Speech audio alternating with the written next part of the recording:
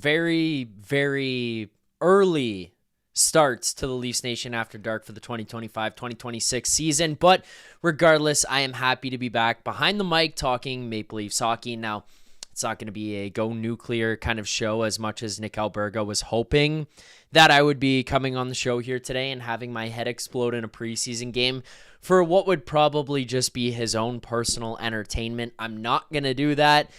Just kind of want to break down some things that we've seen so far. I don't think there was much to cover in terms of a post-game show through the first 4 games to this point. But as we go through the final 2, we're going to see a couple of guys, namely guys like Easton Cowan, Nick Robertson, probably throw in there Calle Jarnkrok, David Kampf, fighting for their lives when it comes to a roster spot on the team this year. Not just with the big club, like with the Toronto organization as a whole, trying to make sure that they stay in the city and find themselves with the Maple Leafs. So we're going to see those guys getting played a lot more. Going to see more opportunities for those guys, and just kind of wanted to take an opportunity here for myself before the regular season starts to give my thoughts on how things looked, how the roster's shaping out in my opinion, some goaltending situations, because I haven't really talked about some of that, and a whole lot more. Today's show, as always, is a presentation of Bet365. So make sure to head on over to Bet365. Link in the description there as well. But getting underway with this right away here. Do I care about what the score was? No, not at all. I do not care about what the score was. I don't care about how this went down. Like Michael Gallis saying Matthews is the worst captain ever already because they lost a preseason game. This is not where we're heading with this one. It's just not. If you're in the chat, make sure to hit the like button, subscribe here to the channel, share your thoughts on tonight's game as well. Maybe we'll see if producer Vic wants to jump by if he's around. Busy guy, especially at this time of year. But just in general, thoughts on tonight's game. Don't care about the score. Don't care about win, loss, none of that kind of stuff. I think at this point, getting your legs under you, kind of figuring out where some of the tweener guys are, and then making sure nobody gets hurt. Those are the most important things. So let's start at the top of the lineup, and then we'll work our way down.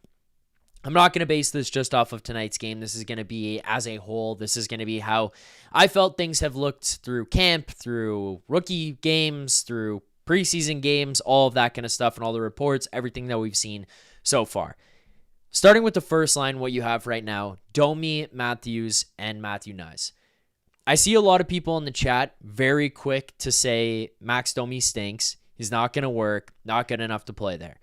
I'm not going to go fully to that side of where the chat is at in terms of just completely giving up on Max Domi. If you remember back 2 years ago to Auston Matthews' most successful season as a Maple Leaf and most successful season in the NHL, that was a 69-goal season to which he played a lot of it with Tyler Bertuzzi and a lot of it with Max Domi. Not all of it, but a good enough chunk that we could actually look back and remember the chemistry that they had and the impact that Max had. Watching through the preseason games here so far and through the little sample that we had in last season, because they didn't play together very much last year, no, Max Domi does not look incredible alongside Matthews and Knies right now. He did deal with injury through the beginning of camp. He did deal with some injury through the first couple of preseason games that he wasn't playing in, and then he makes his way back after having dealt with going to it was a grandfather's funeral. So he's kind of just working his way back into it as well, but I will concede that it hasn't looked the best. I'm not ready to give up on it immediately. But what I will say is my concern would come that if it doesn't work, your solution is not internal. You're going to have to go outside to find the replacement. Just based on what we've seen through preseason here so far, I don't think the answer to that first line right winger is what's playing for the Maple Leafs right now. You're going to have to go and look and try to find some type of replacement, because unless it's going to be Matias Maccelli, which it could be, but I put him in the same ballpark as Domi, where it's like it's very hit or miss. And right now, I'm not as bought into the Maccelli first line hype as I would be if it's a guy like Max Domi there, just given comfort around these guys, past history, whatever. As far as Nyes and Matthews goes, just kind of going through where those two guys are at right now and their level of play at this point. First, looking at Matthew Nyes, I think he's kind of at least continued off of where he was last season. I wouldn't say that coming into camp this year, there's been a noticeable jump for him, for me, from last season. When you just look at physicality, skill level, shot, whatever. I don't think that watching him in this preseason so far has been definitively, oh, you can see a step taken. It's not to say that he hasn't, or he's plateaued, or he's gotten worse, or whatever. Just more so giving my thoughts from what we saw at the end of last season to the preseason. It's not like, holy shit, this guy's here. He's arrived. Matthew Nyes is going to take an even bigger step, and he's going to score 45 or 50 this year. Now, take it with a grain of salt. It's preseason. You got to remember he's a physical, fierce type player, fierce competitor. He's the kind of guy who's going balls to the wall all the time. That's where he's going to shine.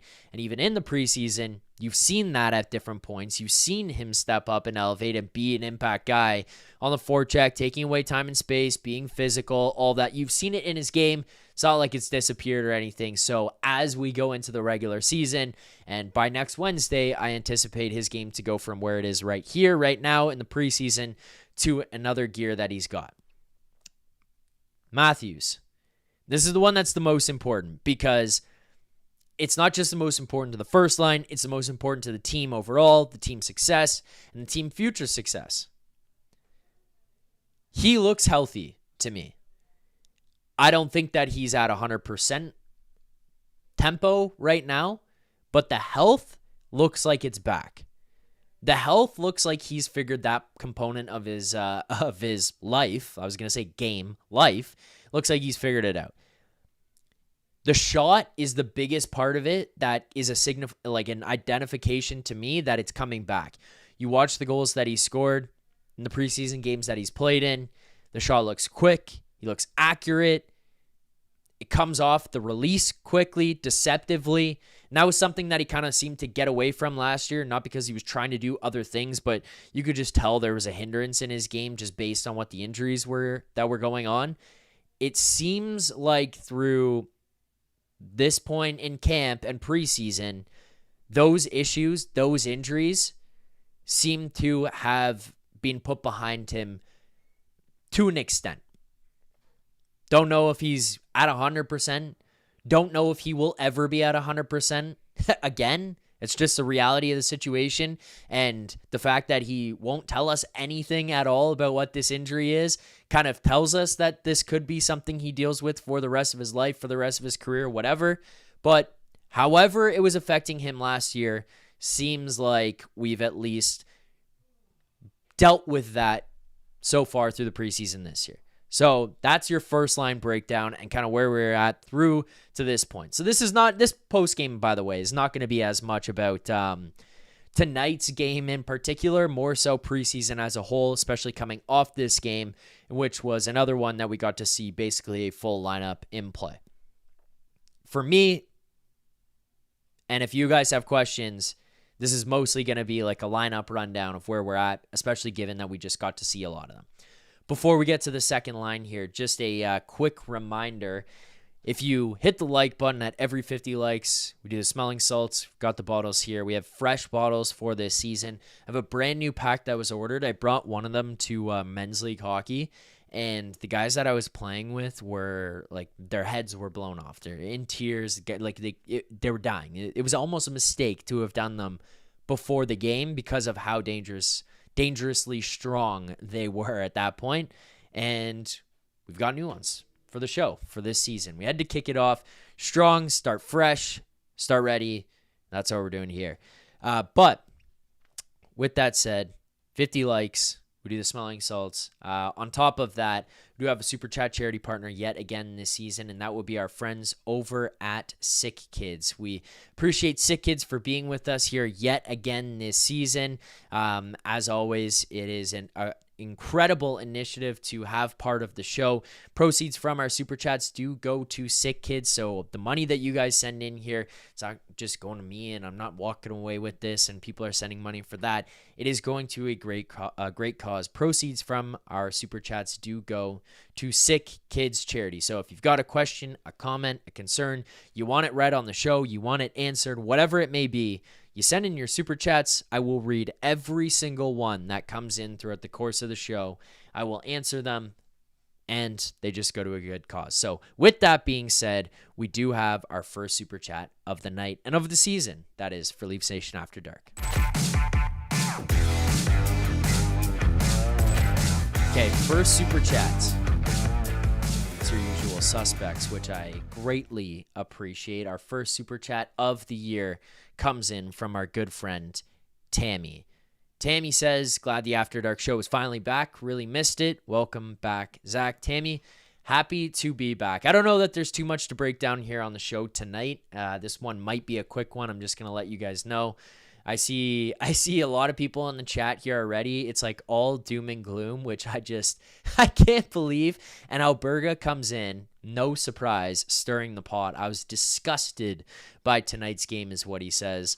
I know he's fucking around, so it's we're all good. But I don't know. This is not a disgusted type of game. I don't care what the result was. I'm just looking for guys to be healthy. Move on with the preseason. Let's get to the regular season starting on Wednesday. That's when the important stuff starts. But until then, we can kind of break down the body of work to this point. Let's see where we're at. Line 2, as line 2 was constructed here tonight, William Nylander, if you're ever going to not get a read on anybody from what the preseason looks like, it's William Nylander. William Nylander is one of those guys who probably is taking just get me through this the most literally of anybody. He knows he's got his spot. Like, Craig Berube is not going to change his opinion or his approach to William Nylander based on how things go in the preseason. The fans can say what they want. The media can say what they want about how he looks. At the end of the day, he's going to have the same answer that I think most former players would have. I'm sure if Rosie was on here tonight, he would have the same opinion. It's preseason.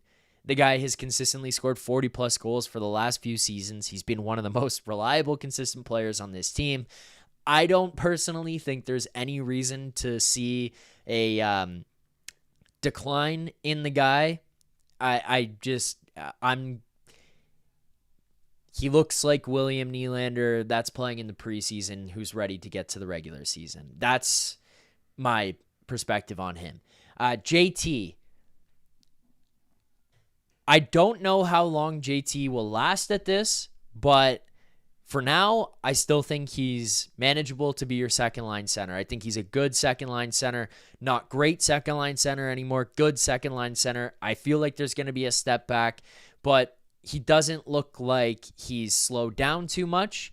We'll see how it goes as the season transpires and as we get deeper and deeper into this one, which is going to be a condensed schedule. For those who forget, this year there is a 2-week Olympic break that's going to take place, which means that the schedule on either side of the Olympics is jam-packed. Like, we're going to be playing games basically every other night. You guys are going to be back here with me talking about how the game was, what happened, who we hate, who we love after every single game, basically every other night.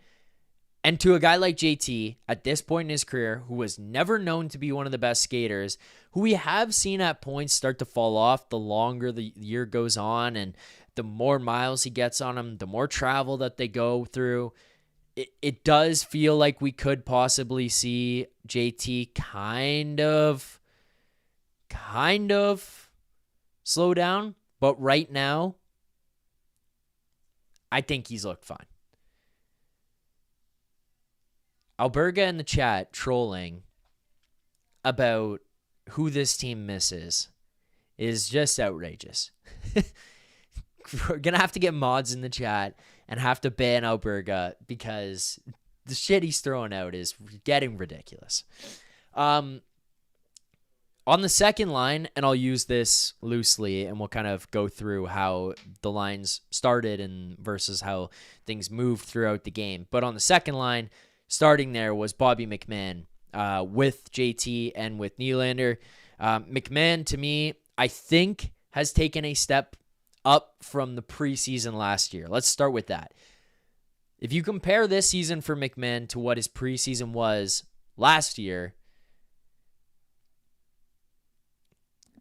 last year was tough. You could see why Craig Berube didn't trust him and didn't start the season with Bobby McMann in the lineup. You could see why there was a period of like, okay, we got to warm up to this guy. First, he's got to get back into the lineup. Then you got to find a way to get him back into his minutes and get him in. This preseason has at least looked better. That's the point we're at here on the post-game show to start this in, is that we're talking about how a guy looked this preseason versus last. Hopefully that means a better start for Bobby McMann this year and he gets out the gates flying. But yeah, I mean, that's kind of where I'll put it at with Bobby McMann is he's looked better. He's going to have to be a guy who's going to be reliable to score. You're not talking about William Nylander 40, 45, 50. You're not talking about Matthews 60 plus, JT 40s. You're looking for Bobby McMann to probably be putting in 25 goals this season, hopefully getting himself up to that 30 plateau. If he can get to 30 and beyond, I mean, you're in a surplus when it comes to Bobby McMann and his production. Who knows if it works out, but that's probably your realistic expectations for Bobby McMann and the production this season.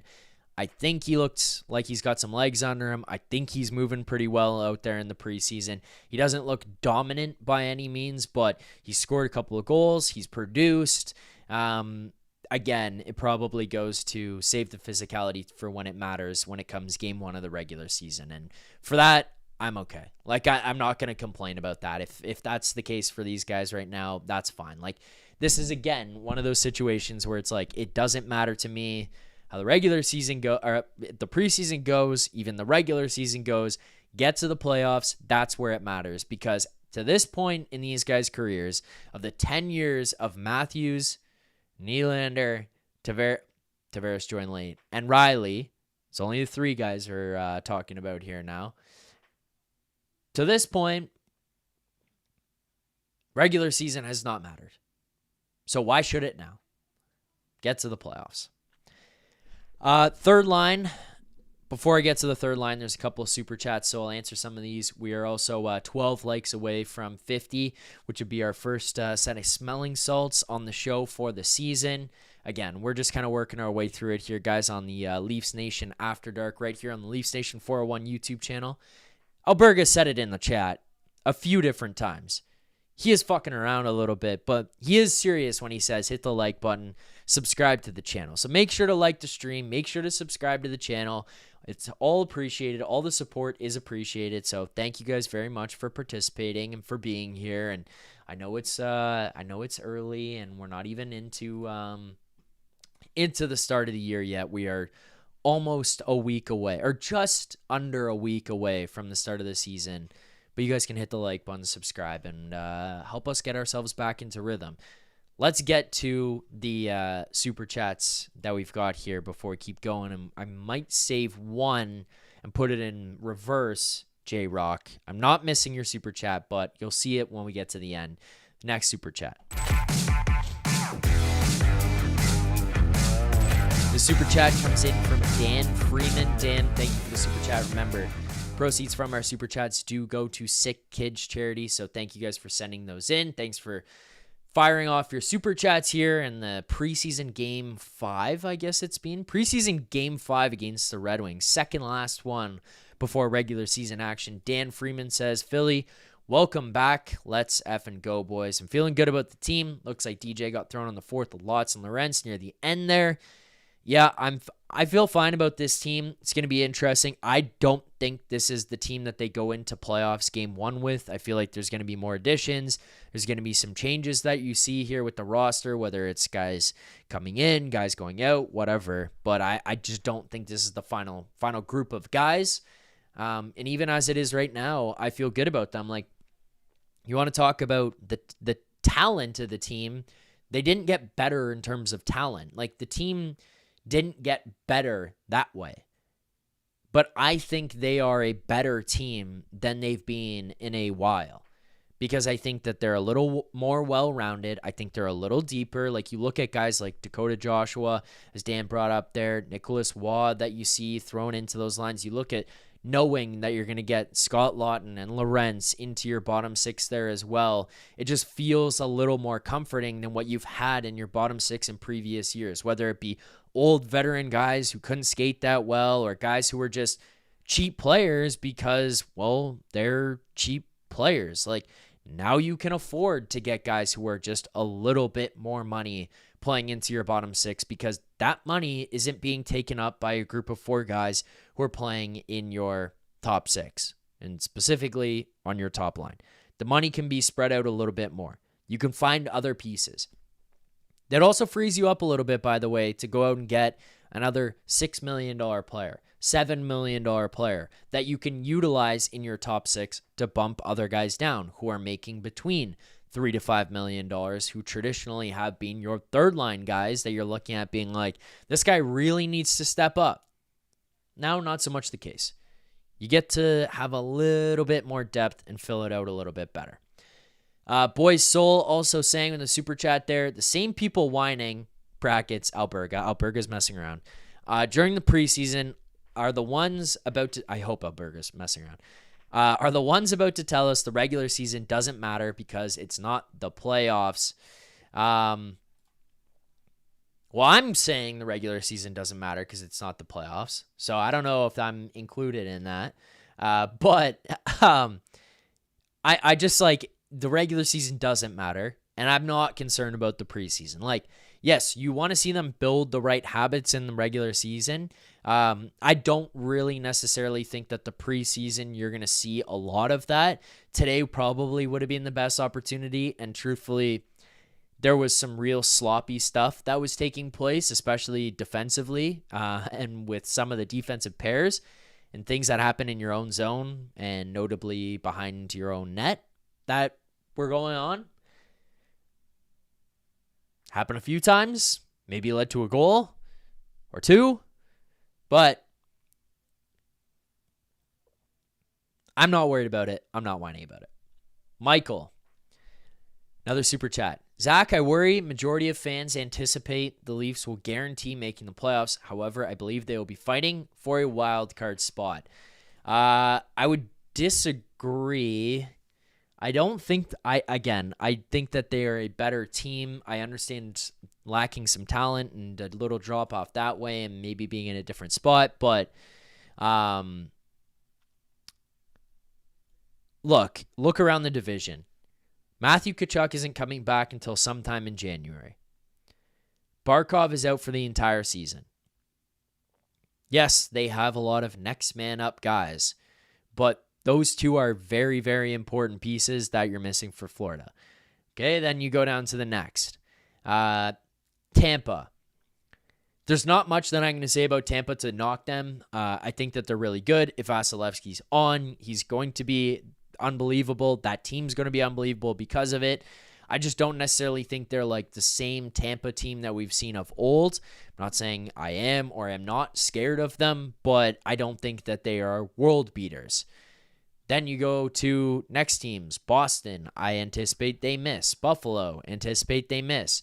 Ottawa, I don't really think is much better, if at all. I don't know. Maybe I'm wrong about it. You gotta have healthy goaltending if you're in Ottawa. You gotta have Linus Ullmark play up to expectations. I don't really think that he's been able to do that consistently for long periods of time throughout his career. We'll see how the Sens do, but I don't think that they've taken huge steps. The one team that I think did get better was the Montreal Canadiens. But even that said, I don't think that they're launching from where they were in a wild card all the way up into like pushing for first and second place in the division. I don't also think that Detroit is much better either. I kind of anticipate another down year for the Red Wings. I think that they're getting a lot of hype because of Gibson. I know that they won this game here tonight, and people are going to say, what the hell are you talking about? Didn't you watch what just happened? Again, not putting much stock in the preseason.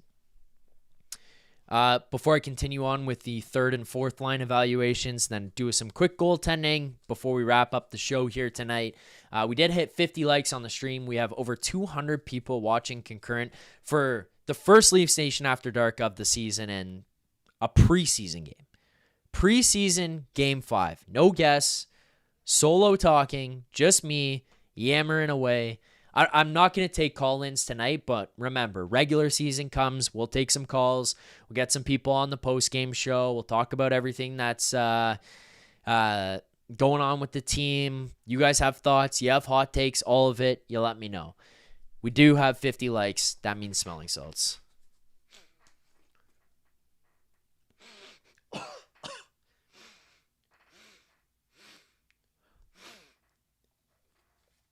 Oh. All right. There you go. Oh. Spilt a bunch of that. Oh. All right, there you go. Hit the like button. Third line, fourth line. Let's do those. Third line, first of all. I like what I saw. I like what I saw from Nick Waugh and Dakota Joshua. They didn't jump off the paper to me tonight, specifically.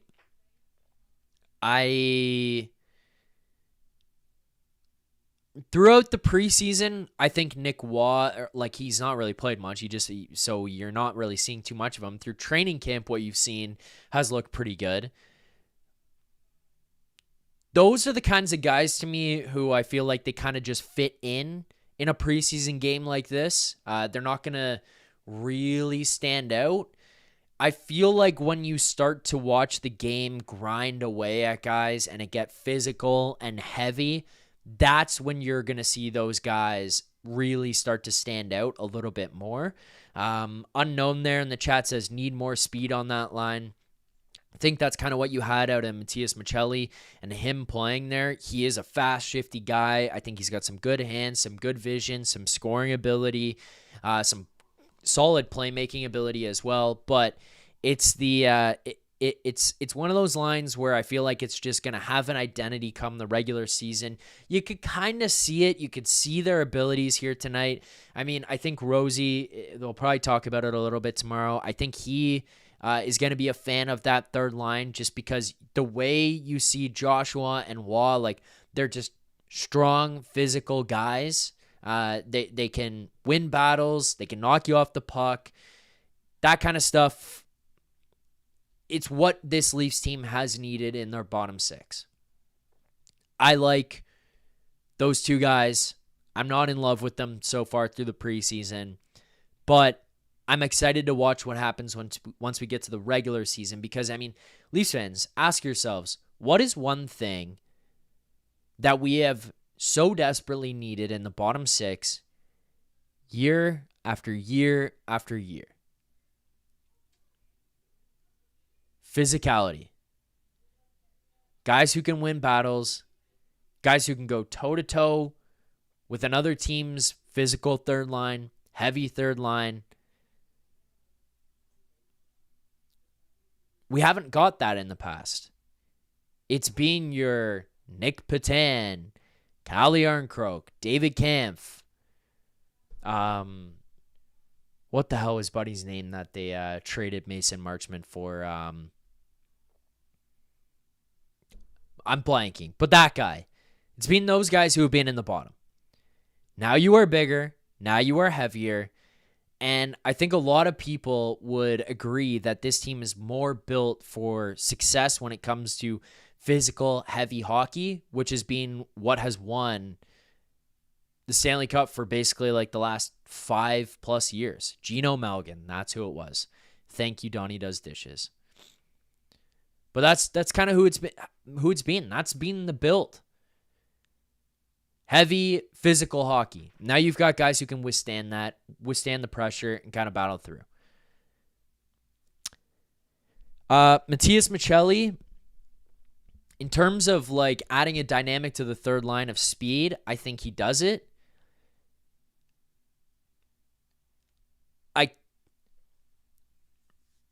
I could be wrong here on this one.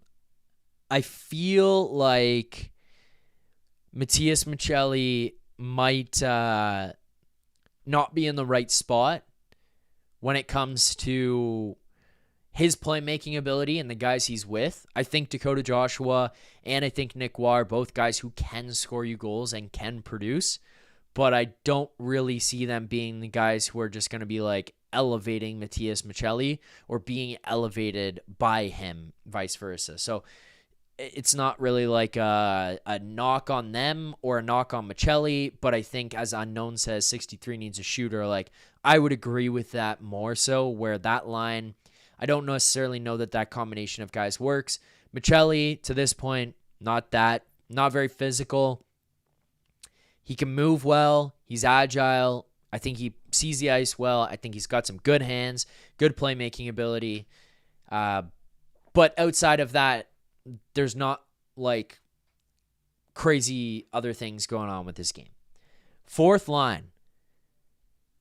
First, let's start with the two guys, Lawton and Lorenz. Love both of them. Love what both of those guys are bringing to the table right now. Through the preseason, first of all, Scott Lawton looks way more comfortable. Watch the interview, which, by the way, Keith Pelly comes in. You can say what you want about decisions that were made prior to, but Keith Pelly comes in. One of the first things he says in the postseason press conference last year is, we're going to give more access to the players. We're going to change that. They're going to be more in the community, more in the media. You guys are going to know them better, etc. Didn't know how that was going to work. Didn't necessarily know if I was going to believe this team. They brought in Ryan Leslie. Of all the acquisitions that they could have made this offseason, that was far and away a home run. Not even a home run. That was a grand slam hit by MLSE bringing in Ryan Leslie. The work that he's done to kind of make these guys personable and connected with the fan base and show who they are behind the scenes, I think has been unbelievable. And it's given access to the fans that we haven't gotten in a long, long, long time. So Ryan Leslie, grand slam by MLSE bringing him in. Anyways, Lawton, even in that interview he did with Ryan Leslie, looks more comfortable. The behind-the-scenes videos, he looks more comfortable. Like, he just looks happy to be here, happy we're around the other guys. You can kind of tell that. You can kind of tell he's having a good time messing around. Then you look at the way that he's played on the ice in the preseason here. He kind of looks like the guy that you traded the first-round pick for. Physical.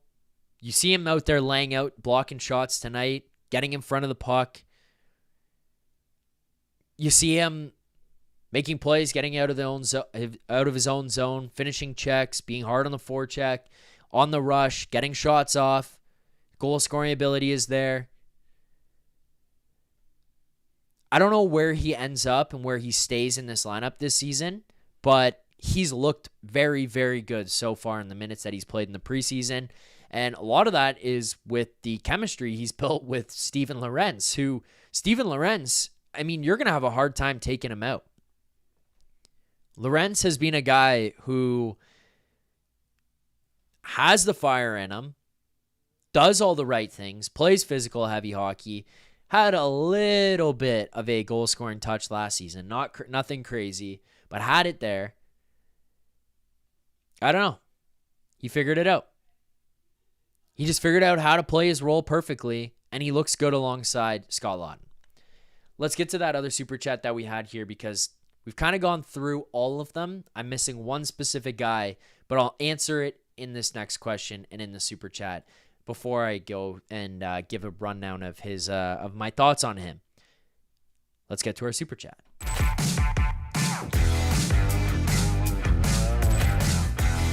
J-Rock says, if Zach was making the lines, what would you want? So the way I would do it would be just a minor tweak. First line, Nyes, Matthews, Michelli. I think Michelli's better there for that first line because Matthews is a guy who is not going to run you through the boards. He's not an overly physical guy, but he's a guy who knows how to use his size to win battles and to his own advantage. He's a guy who can get pucks back for himself. He doesn't require or rely on his line mates to be able to do it for him. He can win those battles himself. Then you've got Matthew Nyes. He is your prototypical power forward. Take the puck to the net, park your ass in front, put your stick on the ice.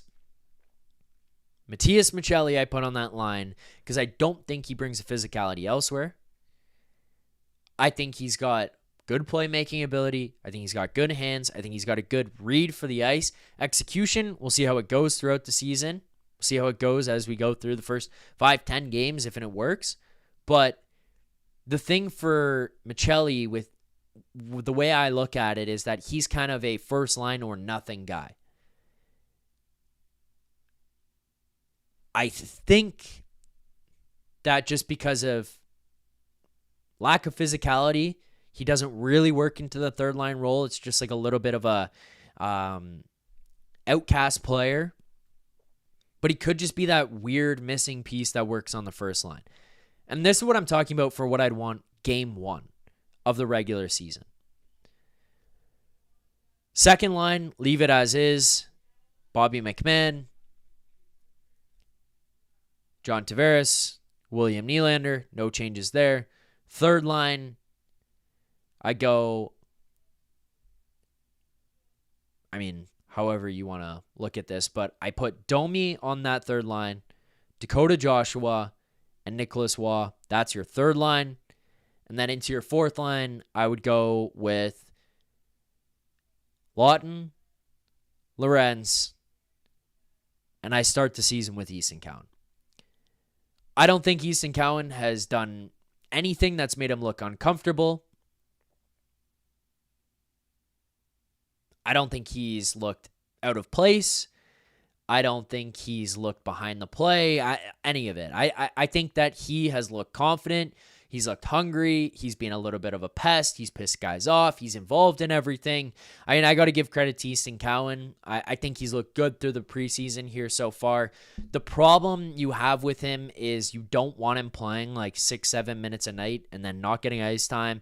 You don't want him sitting up in the press box and going in and out, in and out, in and out. That's not what you want from that guy. I would start him with the team. If it doesn't go well to start the year, then you send him down to the AHL, let him go down there and light it up. But I have Easton Cowan in this lineup. That would leave out Calle Ehrenkrok, David Kampf, and Nick Robertson.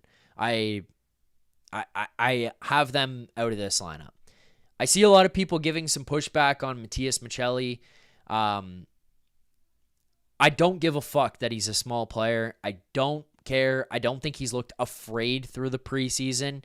He's not going out there and blowing guys up, but neither was the last guy who was there. And I'm not saying that Michelli comes in and he scores 100 points one time in his career like the last guy did, but Michelli's a guy who could find guys. He can get you the puck.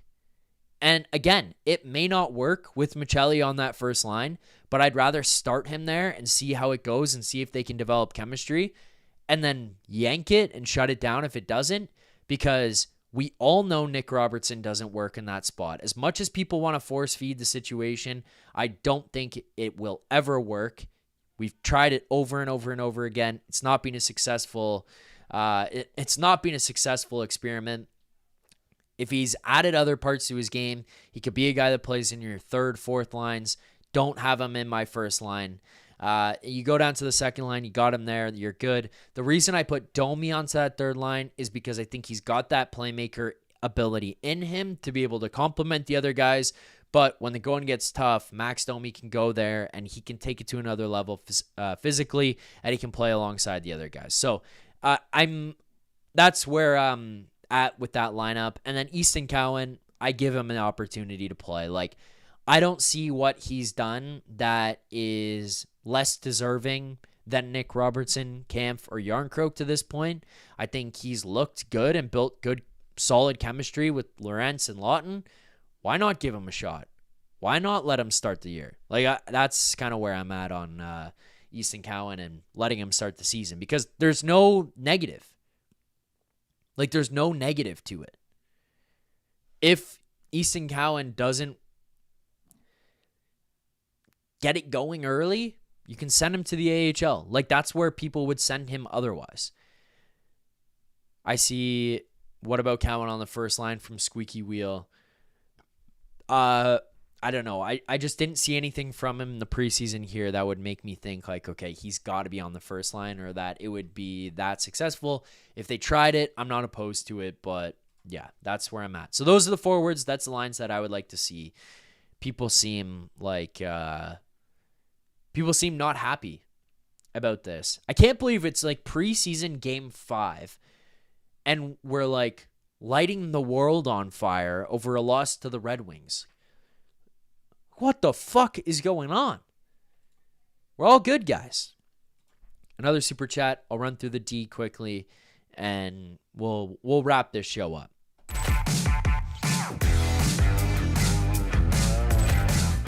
Super chat here from Benadil. Benadil, thank you. Just popping in. Excited for another year, boys. Hope you're doing one opening night. I will be here. Benadil, I will be here for every single Leafs game starting tonight until the final game of the year that they play. And I'm not talking regular season. I'm talking the final game that they play in playoffs. When they get to the playoffs. When they get to the playoffs. Not if, because I saw some Debbie Downers in the chat saying, they're going to be pushing for a wild card. No. When they get to the playoffs. When.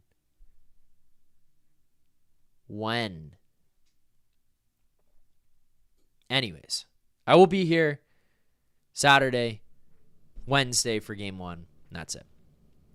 All the way through to the end of the season. Okay, defense.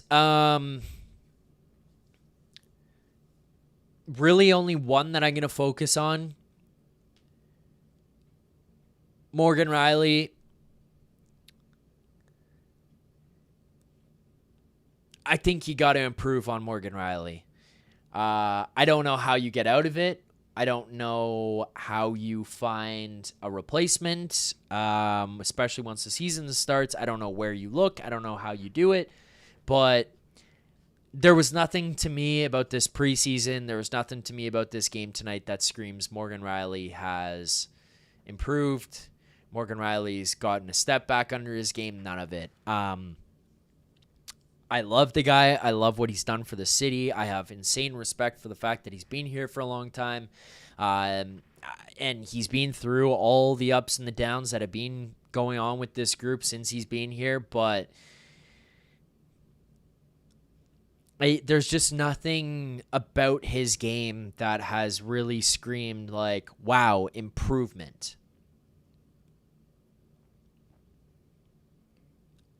Concerned about that. That's one of the biggest pieces of the group. Otherwise,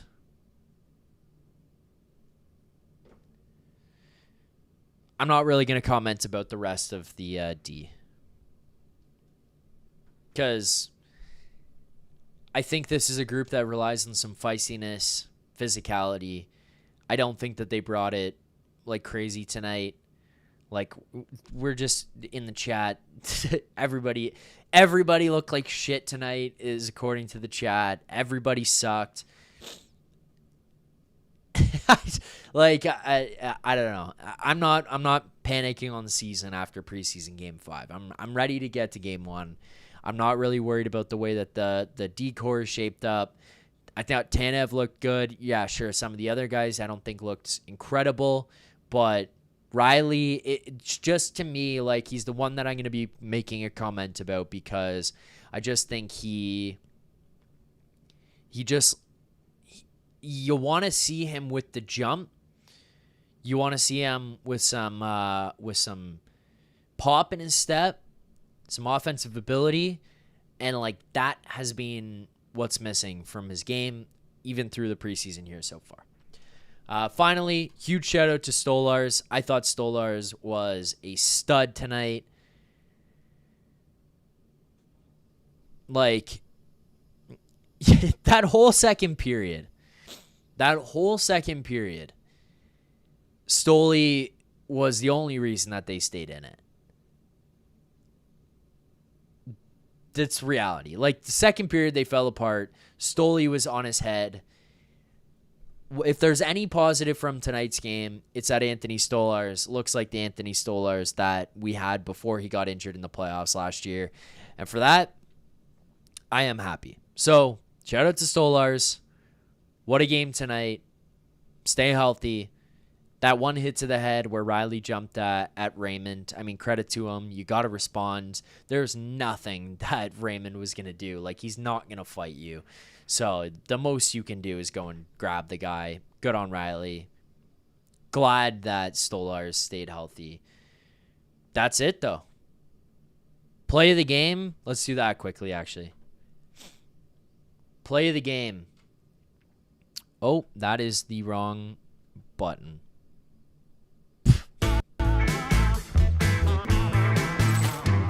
See, it's preseason. We're working through some stuff. Play of the game is the Matthews goal. I'm going to leave it there. Gets a pass across from Nyes in the slot. Rips that thing home. Shot looks like it's back. He looks healthy. Moving around well. I think Matthews has looked really good in the games that he's played in the preseason.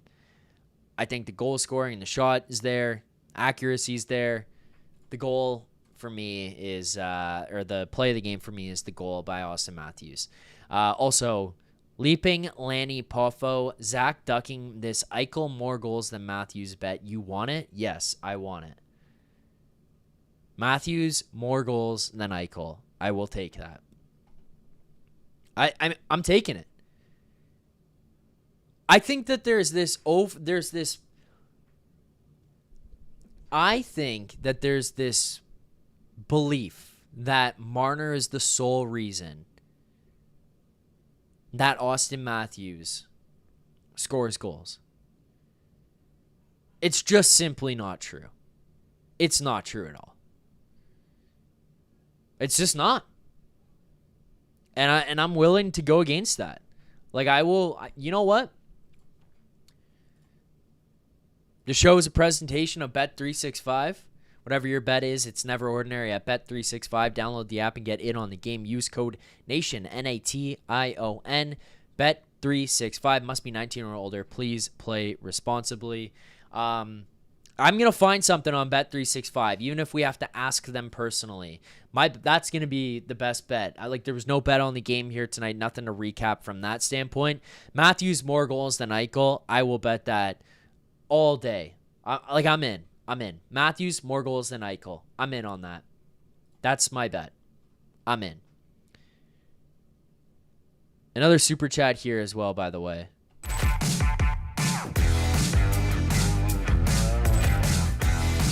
Super chat from Michael. Michael says, Zach, it's me again. I will send you a $100 super chat if the Leafs are not a wild card team at the end of the season. Isn't criticized as the fact I love the Leafs. Okay. I'm not betting against that though. They're gonna make the play. Oh, I see. There won't be I'm gonna say they won't be a wild card. I'm gonna say they're gonna be more than a wild card. Okay, then sure. What do you want in return, Michael? I don't know. Anyways, grade of the game. It's a pass-fail, and they passed. There's no failure here tonight. You were healthy. Stolarz looked good. You scored on the power play. You went, whatever it was, 6 for 6 on the penalty kill. That's all I'm concerned about. You got out healthy. We're okay. You keep it moving. I don't care enough about the results of a preseason game. I just want to watch some of the players, see how they look, see the comfortability. That's all. They look fine. That's all for me here tonight. I appreciate everybody who tuned in, watched the post-game show. Thank you guys. We are officially back for this season. We are back. Leaf Station After Dark, live here on the Leaf Station YouTube channel after every single Leafs game. Also, a quick reminder to people, Leaf Station After Dark is available on podcast platforms. You can find it on all podcast platforms as TLN After Dark, the Leafs Nation After Dark. So if you want to listen, if other people want to listen, make sure to check that out on all podcast platforms. Like the stream before you leave here tonight. Subscribe to the channel. Thank you guys for watching. Tomorrow morning, Leafs Morning Take right here on this channel, 11 a.m. Eastern Time. Nick Alberga, Jay Rosehill. Make sure to tune in. See you guys then. Thanks for watching. And as always, keep believing. For more content just like this, including game previews, post-game live shows, Leafs Morning Take Monday through Friday with Nick Alberga and Jay Rosehill with special guests, as well as instant reaction videos, make sure to be subscribed here to the Leafs Nation YouTube channel. Turn on notifications